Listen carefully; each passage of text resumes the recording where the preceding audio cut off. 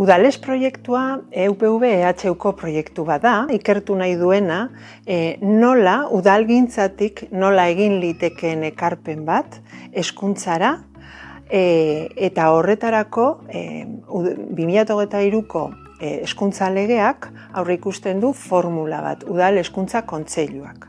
Udal Hezkuntza Kontseilu horiek sortu daitezke, udalek nahi badute, eta egiten dutena lan kontseilu hauetan da hezkuntza komunitarioaren bitartez. Hau da, herrian hezkuntzako eragile desberdinak biltzen dira, hezkuntza proiektu komunitario bateratu bat diseinatzeko, prestatzeko, adosteko. Eta euren helburua da haur eta nerabeen ongizatea, garapena, parte hartzea, sustatzea. Haur eta gazten heziketak arduratzen gaitu. Ardura horretatik, Udales proiektua jarri dugu martxan. Udales proiektuarekin, herri mailan proiektu komunitario bat jarri nahi dugu martxan, hezkuntza arautuan, zein ez arautuan, parte hartzen duten eragile ezberdin guztiekin.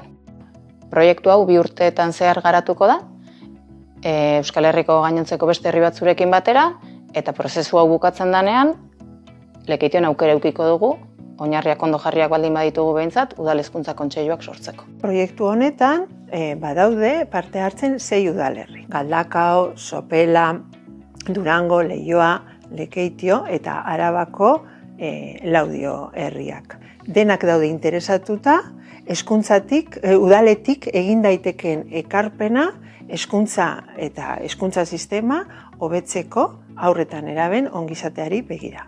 EHUrekin batera, udalak garatuko duen proiektu hau kontuan izanik, zein herrian garatuko diren beste proiektuak kontuan hartuta, herri hezitzailea dugu helburu. Herri hezitzailea helburu zertarako gure haur eta gazten heziketan herriak berak hezi egiten duelako. Eta herri hori, Lekeitio, bera hezitzailea izatea nahi dugu.